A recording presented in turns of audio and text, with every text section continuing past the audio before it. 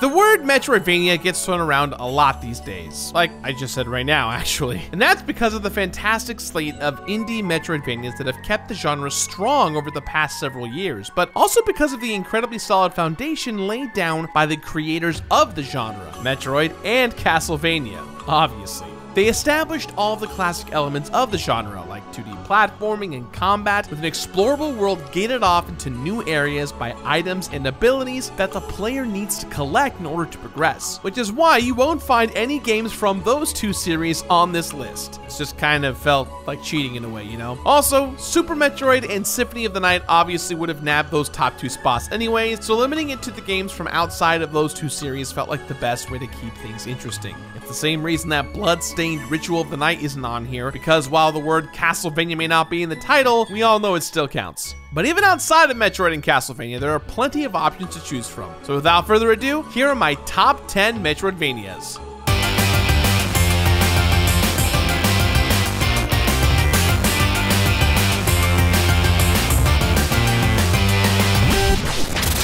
Number 10.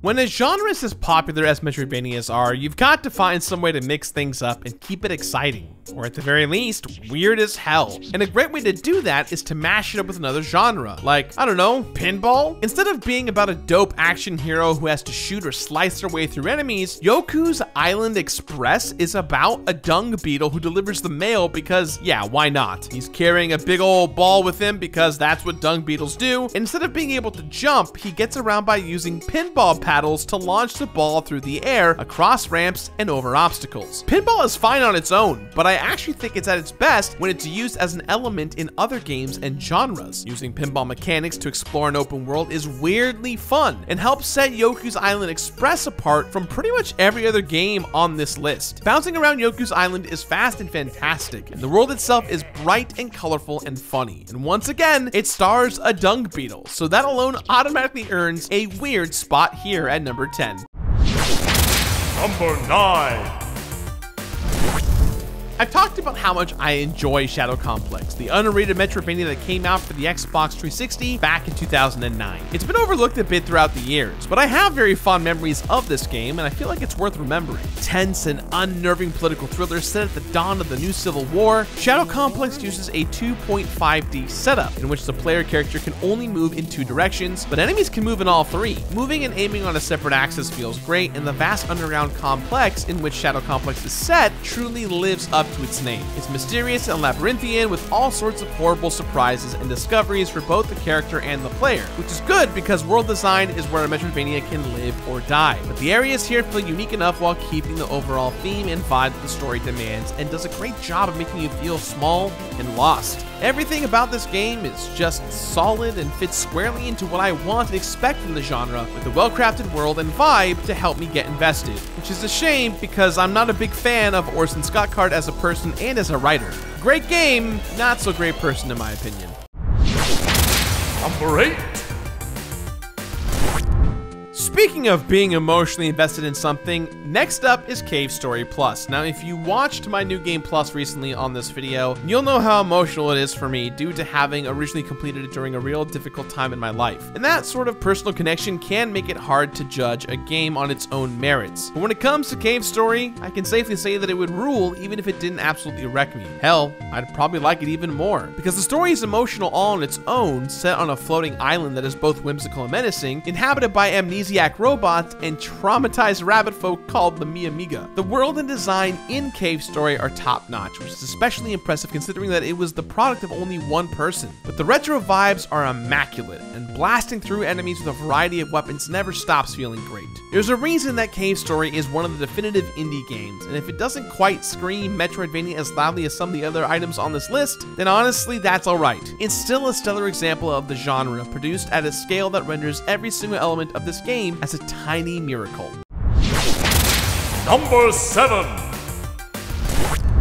That actually brings us to another game that was made by just one dude, Tom Happ's Axiom Verge, a dark sci-fi Metroidvania that owes a lot specifically to the Metroid series, which is pretty much always cool with me. The game's gross and spooky sci-fi world may even come close to borrowing a little too much from Metroid at times, but again, I would feel weird complaining about that, especially considering that the insane amount of weapons and items combined with the stressful boss fights gives me pretty much exactly what I want from a game like this. It's also very friendly to complete, which is different from being easy to complete, and this year even saw the release of a new game mode, along with the sequel that keeps getting pushed, but hopefully will be here eventually, which is great because I'm down to spend more time in this desolate world, which is also home to all kinds of twisty secrets. When it comes to Metroidvanias, the plot elements of a story aren't necessarily as important as the development of the world itself, but Axiom Verge manages to accomplish both, which again is even more impressive when viewed as the product of just one person, and the execution here is so fundamentally solid that it's nice to know where all the credit should go. This game invites comparisons to multiple classics while still standing on its own as a new classic of the Metroidvania genre.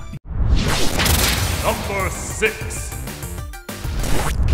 Sometimes I don't want to explore a dark and stressful world of sci-fi body horror. Sometimes I want to live inside of a bright and colorful cartoon world that delights and entertains me. And that's exactly what I got with both the Guacamelee games. But for the purpose of this list, I'm going to go with the sequel, which is only slightly better with one major bonus. See, with the first game, the player unlocks the ability to turn into a chicken and run through small passages. In the sequel, you get to fight as the chicken, and that automatically makes it better. Sorry, I don't make the goddamn rules. The series draws from Mexican folklore to tell the story of Juan, who traversed to the land of the dead with help from a magic luchador mask in the first game and has settled down with a family by the time of the sequel. But he gets drawn into a delightfully bonkers multiverse adventure and must continue brawling his way through enemies with a satisfying collection of wrestling moves. And look, blasting through enemies with a gun is great. Slicing people up with swords is fun. But if I have the option to instead defeat my enemies with the power of wrestling, give me a hell yeah. Between the unique combat, cultural specificity, and vividly rendered world, Guacamelee 2 manages to meld the best of Metroidvanias with all the goofy humor and charming action of a Saturday morning cartoon. Number 5.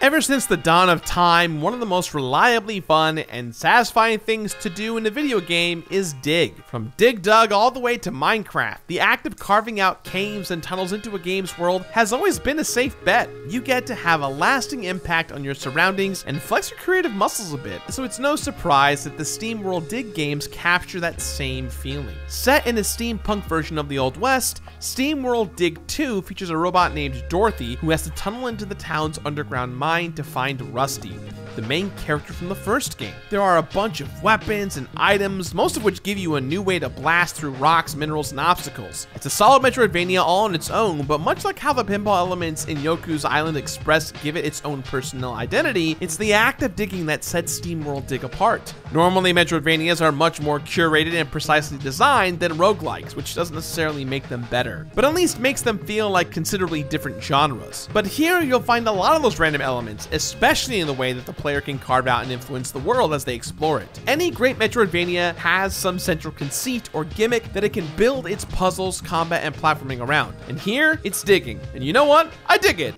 Sorry. Number 4. For number 4 on this list, there's a series I knew I wanted to include, but I went back and forth on which game. I ended up going with Shantae and the Pirate's Curse, not only because it's one of the more Metroidvania-feeling games in the series, but because it just embodies what I enjoy about these games in a way that lets it stand in for all 5 of them. Shantae is one of these strange franchises that feels both beloved and overlooked at the same time, which is probably due in part to the big gap between the first and the second game. But it was in the third game, Shantae and the Pirate's Curse, where it really felt like Shantae was hitting its stride. Also, it's the one about pirates, and I love pirates. So taking a series I enjoy and adding pirates to it is something I will pretty much always support. It also sets itself apart by committing to the choice made at the end of the previous game, in which Shantae lost all of her genie powers and committed to living her life as a human. But that's hard to do when pirates start tormenting your town, so she decides to do something about it, powers or no powers. Instead of using those genie powers, Shantae uses a series of pirate items that act as new abilities, allowing her to access new islands and areas, which is a fun way to implement classic Metroidvania conventions while also helping the game stand apart from the first two in the way that it feels to play. It does feel kind of weird to say that this is the best in the series just because it's by degrees. They're all pretty much equally good, but this one stands out just enough to feel like an acceptable choice for the definitive Shantae game on this list. It also just felt right at home on the 3DS, but if you like one of these games, you'll probably be cool with any of them. If you really want a Metroidvania though, this is definitely the one that's most likely to scratch that itch. Number 3. Much like I wish I could include multiple Shantae games in one slot, I also wish that I could include both of the Ori games, but I'm going with the bigger, more involved, but equally emotional sequel, which takes everything that worked about the first game and then adds a whole bunch of great new stuff on top of that and doubles the length. The first game definitely made me cry, don't get me wrong, but it's a bite-sized Metroidvania, large enough to feel like a complete game, but still leaving you wanting more. And that's exactly what Ori and the Will of the Wisps provides. More areas, more enemies, more attacks, more abilities, and more sweet, sad, Pixar-like storytelling that will reduce you to tears, pretty much guaranteed. If the promise of a good cry isn't enough for you, there's also everything about this game's look and sound. The score is so good it almost makes me angry, and the art style never loses its ability to induce awe. Each new area managing to blow me away with how upsettingly gorgeous it is. But there's also more side quests, more collectibles, and a much bigger emphasis on combat, with a number of boss battles that took my breath away, culminating in a climactic sequence that's as suspenseful and heart-wrenching as anything I've seen in a theater. Honestly, I'm trying to think of more things to say, but it's just so goddamn pretty. Bouncing around with Ori's abilities is so natural and effortless, whether battling bosses or engaging in the signature chase sequences that continually had me going, oh god, oh god, oh god, oh god, oh god. Come on, play these games. They're short, they're beautiful, and they will reduce you to a sobbing mess, or you get your money back. That last part's not true, but it might as well be, because they would literally never have to give anyone their money back. The game is that damn good. Number 2. The second Ori game also borrows lots of great elements from the next game on this list, which you're probably expecting to see here, but maybe not in this slot. I, of course, am talking about Hollow Knight, which many proclaim as the best Metroidvania of all time, and it is easy to see why. At this point, it almost feels pointless to talk about how good Hollow Knight is. Everyone knows it's a masterpiece, and even though there's another game on this list I'm going to rank above it, I don't disagree with that assessment. It's huge, atmospheric, adorable, and punishingly difficult, which is just about everything I could want from a game like this. And while I'm eagerly awaiting Silksong, it's still mind-blowing just how much content we got for Hollow Knight. New bosses, areas, and modes dropped with an alarming consistency given how small Team Cherry is. And the final product is staggeringly huge, especially with the final Godmaster DLC, which featured boss gauntlets so difficult they nearly broke me. Honestly, I may have put as many hours into Hollow Knight as I did into most of those other games combined, and none of them tested my patience, skill, and precision in the way that this game did. That's all without even mentioning the art style, which just sucks you in with its little bug folk, who are adorable and grotesque in equal measure. Plus a decaying world that's absolutely seeping with mystery, history, and even a third thing that rhymes. Number 1.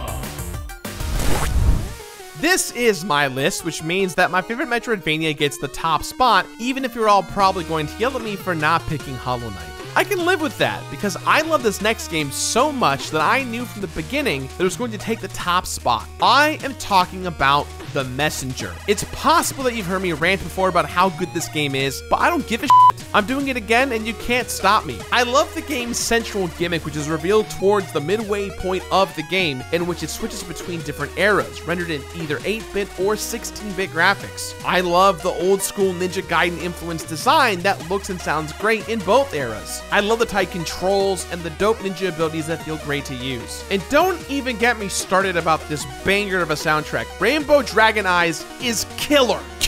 But mostly, I love the way that The Messenger lulls you into a false sense of security with its linear start, only to unfold into something much more complicated and Metroidvania-esque, steadily revealing more about what kind of game it is with each twist and turn of the story. It's stealthy game design in the way that the full scope of it sneaks up on the player, guiding them into a larger and more dangerous world with an ease and confidence that blew me away the first time I experienced the game, and every time since, which is why, even though it may not represent the classic Metroidvania elements that everyone expects, it's easily my favorite Metroidvania of all time that isn't either a Metroid or Castlevania game. It does a lot with a little, and therefore earns the top spot on my list. Sorry, not sorry. Not sorry about it at all. So there you go. Those are my favorite Metroidvanias of all time, and I'm curious to know which ones you'll all love or find yourselves returning to over and over again. Let me know in those comments below. Just don't yell at me for not making Hollow Knight #1, because I'm already hearing it from plenty of people at the office. Yeah, it's fine. Yeah.